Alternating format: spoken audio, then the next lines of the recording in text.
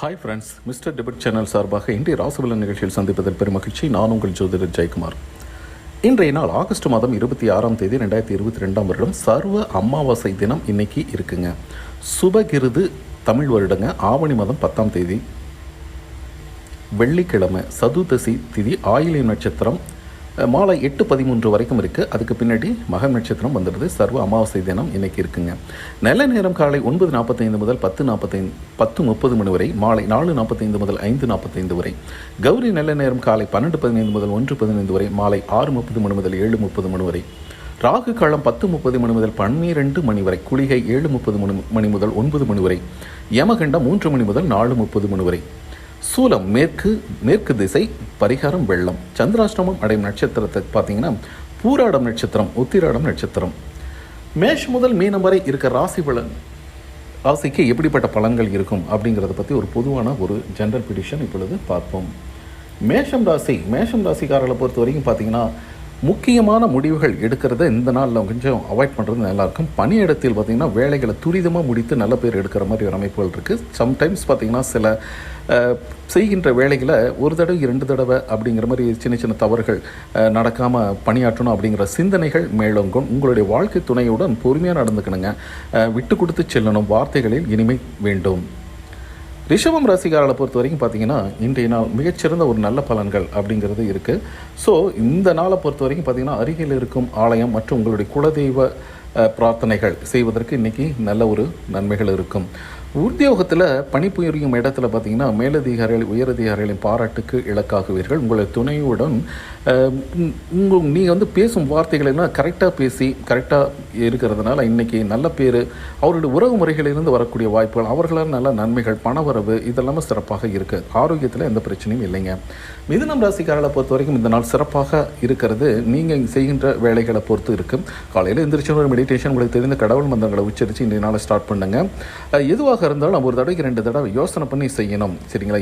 கணவன் மனைவி இடையே தேவையில்லாத சண்டை சச்சரவு, 3வது நபர் தலையீடுகள்னால இருக்கிறதுனால ஒருவருக்கர் புரிந்து கொண்டு நடக்க வேண்டும். பணவரவு அப்படிங்கிறது கொஞ்சம் அதிகமாக இருந்தாலும் செலவுகள் அதிகமாக இருப்பதை நீங்கள் கொஞ்சம் யோசனை பண்ணி செய்யணும். எதுவாக இருந்தாலும் கொஞ்சம் அதாவது இந்த வரவை விட செலவுகள் அதிகமாக இருக்குன்னா செலவுகளை சுருக்கிக்கிறதுனால 2வது சுப செலவாக பண்ணுறது நல்லது. இந்த கால் சம்பந்தமான பிரச்சனை வழி நீங்குங்க.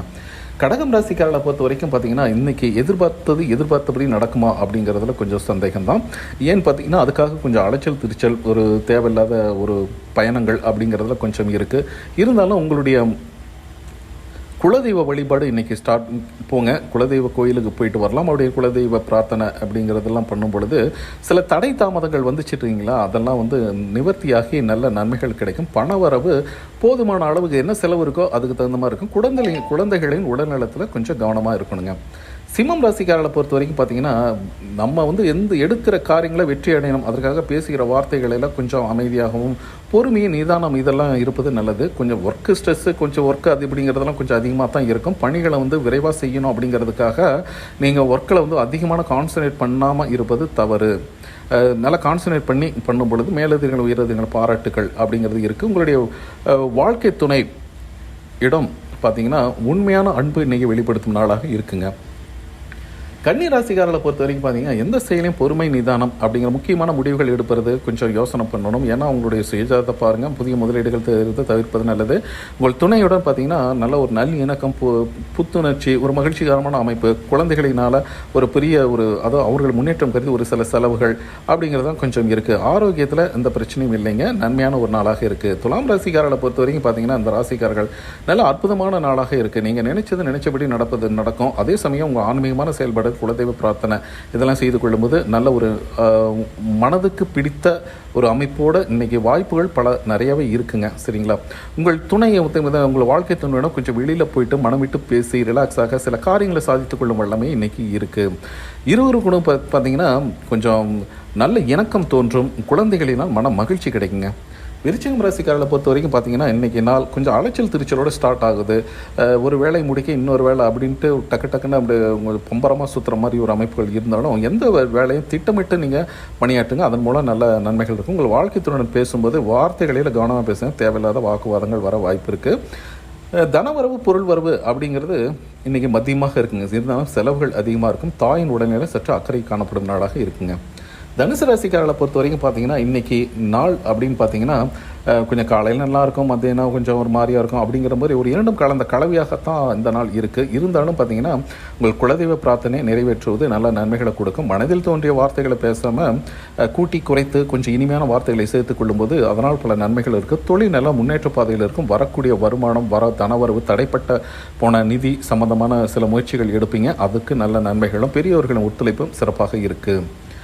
மகரம் ராசிக்காரர்களை பொறுத்த வரைக்கும் பார்த்தீங்கன்னா இன்றைக்கி நல்ல ஒரு ஆக்டிவாக சுறுசுறுப்பாக ஒரு காரியத்தை செய்கிந்து அதில் வெற்றி அடைய அரும்பாடு படக்கூடிய ஒரு நல்ல அமைப்பு தான் இன்றைக்கி பொறுத்த வரைக்கும். புதிய வாய்ப்புகள் அப்படிங்கிறது உங்களுக்கு தேடி வரும் அப்படின்னு சொன்னால் உங்களுடைய வாழ்க்கை துணை பார்த்தீங்கன்னா கொஞ்சம் நீங்கள் இன்றைக்கி பொறுமையாக தான் பேச வரீங்க. ஏன்னா காரியத்தை சாதிக்கணும், சில விஷயங்களுக்கு அவங்கள உறவு முறைகளில் நல்ல நன்மைகள் ஏற்பட வாய்ப்பு அதிகமாக இருக்குது. நில மனை வீடு சம்பந்தமான சில முக்கியமான முடிவுகளுக்காக கொஞ்சம் அலைச்சல் திருச்சல் இருக்கும்.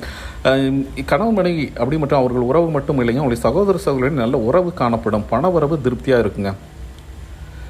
கும்பம் ராசிக்காரர்களை பொறுத்த வரைக்கும் பார்த்தீங்கன்னா இன்றைக்கி நாள் மகிழ்ச்சியாக காணப்படும். வாழ்க்கை துணையர் மனம் விட்டு பேசி சில அதாவது கை நழுவி போன சில காரியங்களை சாதித்து கொள்ளும் வல்லமை அவர்கள் உறவு முறைகளிலிருந்து. வார்த்தைகளை மட்டும் கொஞ்சம் கவனமாக பேசணுங்க. பண வரவு மகிழ்ச்சியாக இருக்கும். ஆரோக்கியத்தை பொறுத்த வரைக்கும் பார்த்தீங்கன்னா அஜீர்ண கோளாறு வந்து நீங்குங்க. மீனம் ராசிக்காரர்களை பொறுத்த வரைக்கும் பார்த்தீங்கன்னா இன்றைக்கி நல்ல அருமையான ஒரு பலன்கள் அப்படின்னு சொல்லலாம். பணியிடத்தில் பணிகள் கொஞ்சம் அதிகமாக இருந்தாலும் அதை தவறு ஏற்படாமல் மன்னம் செய்யணுமே அப்படிங்கிற துடிதுடிப்பும் திட்டமிட்டு நீங்கள் பிளான் பண்ணி பண்ணுவீங்க. அதனால் நன்மைகள் உண்டு.